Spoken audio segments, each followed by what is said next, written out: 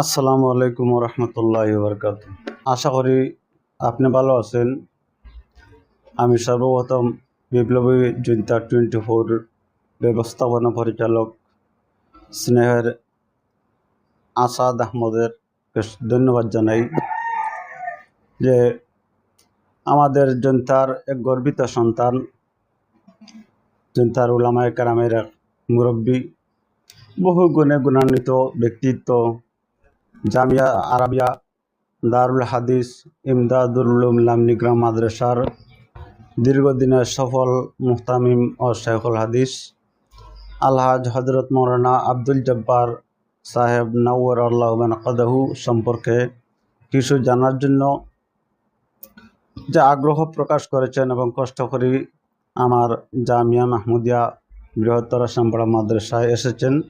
সেজন্য আপনাকে আমি অসংখ্য ধন্যবাদ জানাই। আপনি যে মহান ব্যক্তি সম্পর্কে জানতে চেয়েছেন, উনি আসলেই সত্যি অনেক গুণে গুণান্বিত ব্যক্তি, যার আলোচনা, যার প্রশংসা তারাই বলতে পারবে যারা ওনার সাথে শিক্ষকতা করেছে এবং যারা তার ছাত্র হয়েছে। আমি হয়তো ওনার ছাত্র হওয়ার সুযোগ হয় নাই, তারপরেও যতটুকু জানছি, আমি কিছুদিন আমাদের এই জমিয়তুল উলামা বাংলাদেশ রাজনৈতিক দল গঠন হওয়ার পর থেকে ওনার সাথে আমার সুসম্পর্ক এবং গভীর সম্পর্ক।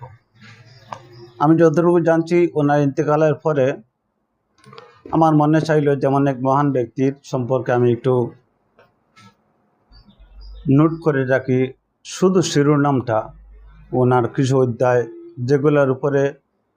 ফলো করে একজন মানুষ অনেক কিছু লিখতে পারে। ওনার সাথে চলাফেরা করেছেন, শিক্ষকতা করেছেন এবং ক্লাসমেট বিভিন্ন লাইনে যারা ওনার সাথে চলাফেরা করেছেন, বিশেষ করে ওনার ভাই, বড় ভাই লামনিগ্রাম মাদ্রাসার শিক্ষক হযরত মৌলানা আব্দুল মতিন সাহেব দামাত বারাকাতুহু সহ যারা হযরত সম্পর্কে বেশ কিছু জানে, তাদের সম্পর্কে আমি যতটুকু তথ্য পেয়েছি এবং সংগ্রহ করেছি, যেগুলো আমার নোট করে রেখেছি আমি আল মুশাহিদ এই ডায়েরিতে, সেগুলো হচ্ছে এই